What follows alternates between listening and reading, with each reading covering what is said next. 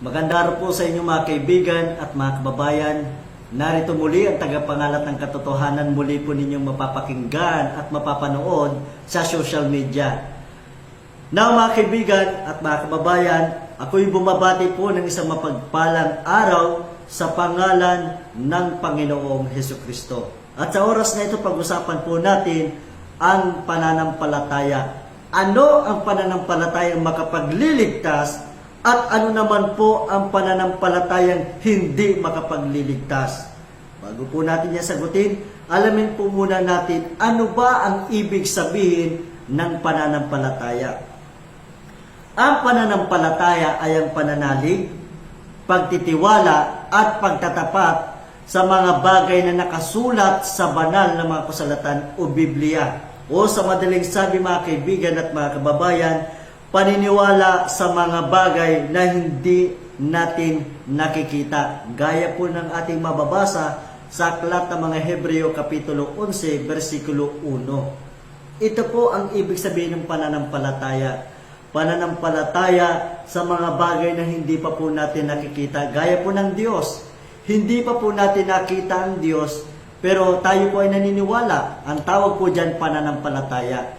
Hindi po natin nakita ang cara ng Diyos, pero tayo po ay naniniwala. Ang tawag po dyan, meron tayong pananampalataya.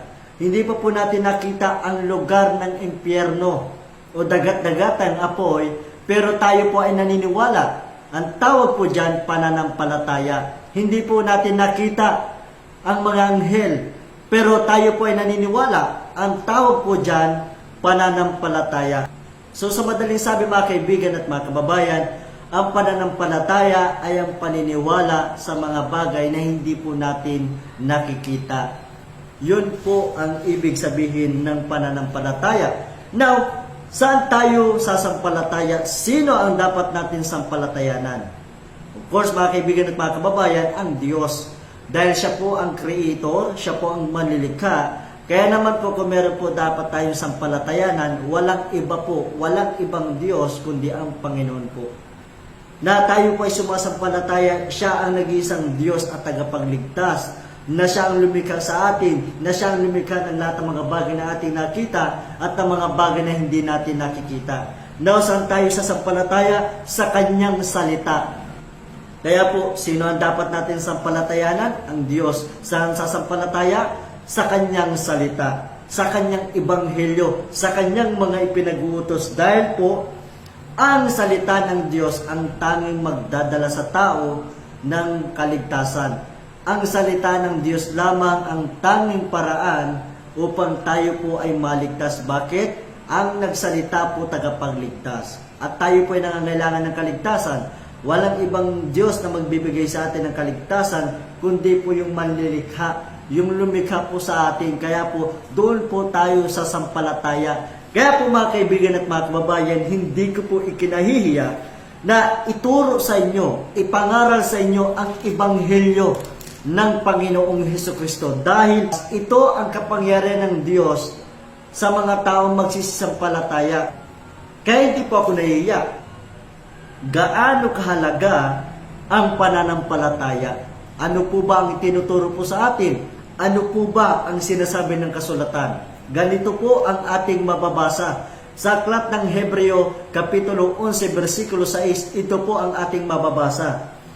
At kung walang pananampalataya, ay hindi maaaring maging kalugod-lugod sa Kanya, sapagkat ang lumalapit sa Diyos ay dapat sumampalatayang may Diyos at siya ang tagapagbigay ganti sa mga sa Kanya'y nagsisihanap. Ito po ang dahilan. Dahil kung wala pong pananampalataya, ang sino mang taong lumalapit sa Kanya, hindi po malulugod sa Kanya ang Diyos. Dahil ang unang requirements po ay dapat ang tao ay mayroon pong pananampalataya. At yan po ang itinuturo sa atin ng Biblia. Bakit? Ang sabi po ng kasulatan, sino mang sasampalataya sa Kanya ay hindi mapapahamak.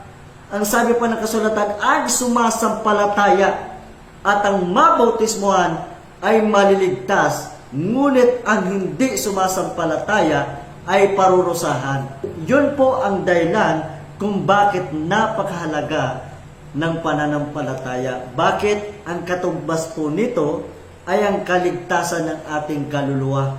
Ang tao kung walang pananampalataya ay hindi po maliligtas. Ang sabi pa ng kasulatan, mapapahamak, parurusahan ng Diyos. Kaya po napakahalaga na dapat po tayo mayroon pananampalataya. Kung tayo po ay lalapit sa Diyos, dapat sumampalataya po tayong may Diyos. Now, mga kaibigan at mga kababayan, ano ang pananampalatayang makapagliligtas at pananampalatayang hindi makapagliligtas? Unahin po muna natin ang pananampalatayang hindi makapagliligtas. Ang pananampalatayang hindi makapagliligtas ay yung wala pong pagsunod, wala pong pagtalima, wala pong pagganap sa kanyang mga utos. Gaya po ng sinabi ng Panginoon sa aklat ng Mateo, Kapitulo 7, versikulo 21, sabi po niya, hindi lahat ng tumatawag sa aking Panginoon, Panginoon, ay papasok sa kanyang kaharian, kundi ang gumaganap lamang ng kanyang kalooban. Nasa madaling sabi, ang ibig pong sabihin ng Panginoon, hindi po lahat ng naniniwalang mayroong Diyos ay maliligtas. Hindi po lahat ng naniniwalang mayroong Diyos ay papasok sa kanyang kaharian, kundi ang sumusunod lamang sa kanyang mga utos. At sabi pa ng Panginoon, bakit ninyo ako tinatawag Panginoon, Panginoon, at hindi ninyo sinusunod ang aking mga utos? Kaya po malinaw po ang sinasabi ng kasulatan na ang pananampalatayang wala pong kalakip na pagsunod, wala pong saysay, wala pong pakinabang, useless, gaya po ng sinabi ni Apostol Santiago, na ang pananampalatayang walang gawa, walang pagsunod, walang pagganap, useless, patay.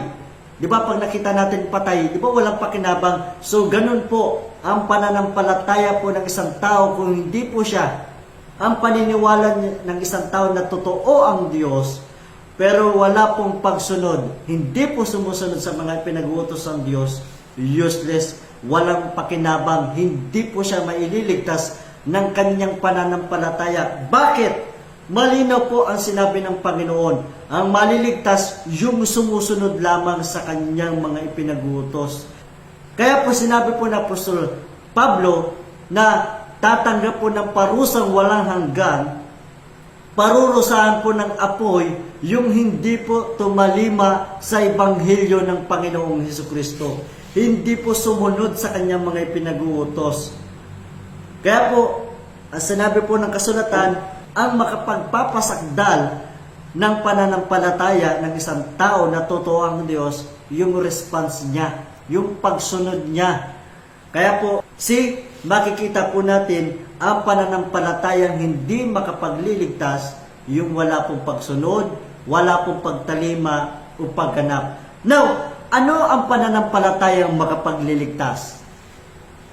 Na hindi na po tayo lalayo. Sinabi na po ng Panginoon na ang papasok lamang sa kanyang kaharian, ang maliligtas lamang ay yung sumunod.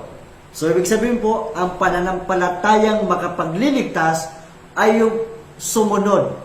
Pananampalatayang may kasama pong pagsunod. Yun po ang pananampalatayang makapagliligtas. Now, mga kaibigan at mga kababayan, bigyan ko po kayo ng halimbawa. May isang tao pumunta sa hospital para magpa-check up upang magkonsulta sa doktor kasi may nararamdaman siya. Ngayon, nalaman ng doktor na high blood pala siya. Ngayon, ang ginawa ng doktor, may payo yan. Siyempre, may payo ang mga doktor. Ang ginawa ng doktor, nagpayo. O, ganito, ganyan. High blood ka pala, kaya pala ganyan ang nararamdaman mo. Kaya pala ang sakit ng batok mo. Ito, kailangan mong iwasan. Huwag ka na muna masyado magparakain ng karne, ng matatabang karne, gaya po ng baboy. Kailangan mo din po na umiwas sa alak. May mga pagkain ka na pong dapat iwasan, ganito, ganyan. At kailangan mo na po mag-exercise. Kasi po, upang sa ganun, hindi na po lumala po yan high blood mo. Kasi po, pag hindi po natin alagaan nating sarili, yung high blood po, magiging cause po yan ng pagka-stroke. Now, ang isang tao, yung taong yun na may high blood, ibig niyang maligtas. hibig niya na mapabuti siya, anong gagawin niya? Naniniwala siya na doktor yon. Anong gagawin niya? Susunod siya sa payo ng doktor. Kasi naniniwala siya. So, ganun din po tayo mga kaibigan at mga kababayan. Kung tayo po ay naniniwalang may Diyos, susunod po tayo sa kanyang mga ipinag-uutos. Susunod po tayo sa kanyang mga salita kung naniniwala po tayo. Ayon sa doktor nga mga kaibigan, yung tao nga na naniniwala may doktor, ibig niya maligtas, ibig niya na mapabuti ang kanyang kalusugan, anong gagawin niya? Susunod siya. So, ganun din po tayo mga kaibigan at mga kababayan. Kung ibig po natin maligtas, kailangan po natin sumunod sa Diyos. Kung tayo po ay naniniwala may Diyos, susunod po tayo sa kanyang mga ipinag-utos. Bakit? Yun lamang po ang tanging paraan, mga kaibigan at mga kababayan, upang tayo po ay magmana ng kanyang kaharian. So yun po ang pagkakaiba po ng pananampalatayang makapagliligtas at hindi makapagliligtas. Ang pananampalatayang hindi makapagliligtas ay yung pong wala pong pagsunod sa Diyos. Yung wala pong pagtalima sa Diyos. Wala pong pagganap sa kanyang mga ipinag-uutos. At yung pananampalataya naman po, ay yun naman pong pananampalataya na may pagsunod, na may pagtupad, na may pagganap sa kanyang mga ipinag-uutos. Gaya po ng ating mababasa at aking binasa sa Mateo 7:21. Ang maliligtas lamang, ang magmamana lamang ng kanyang kaharian ay yung sumunod, tumalima, gumanap ng kanyang mga ipinag-uutos. Kaya sa atin po mga kaibigan at mga kababayan, kung ibig po natin maligtas, ibig po natin magmana ng kanyang kaharian, wala pong dapat tayong ibang gawin kundi ang sumunod lamang sa kanyang mga utos. Dahil wala pong daan, wala pong ibang daan na itinuturo po sa atin ng Biblia kung paano po tayo maliligtas, kung paano tayo magtatamo ng buhay na walang hanggan, kung paano tayo makakapasok sa kanyang kaharian. Ito po ay sa pamamagitan lamang po ng pagsunod sa kanyang mga ipinag-uutos. Na mga kaibigan at mga kababayan, naway naging pagpapala po ito sa atin.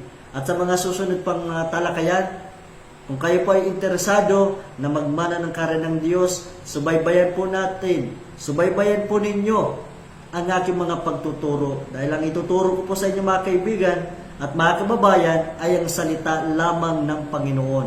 At aking sasabihin sa inyo ang katotohanan. Wala pong ibang aklat na magtuturo po ng katotohanan. Walang ibang aklat na magtuturo sa atin kung paano maliligtas, kung paano magmamana ng kaharian ng Diyos, kundi ang Biblia lamang.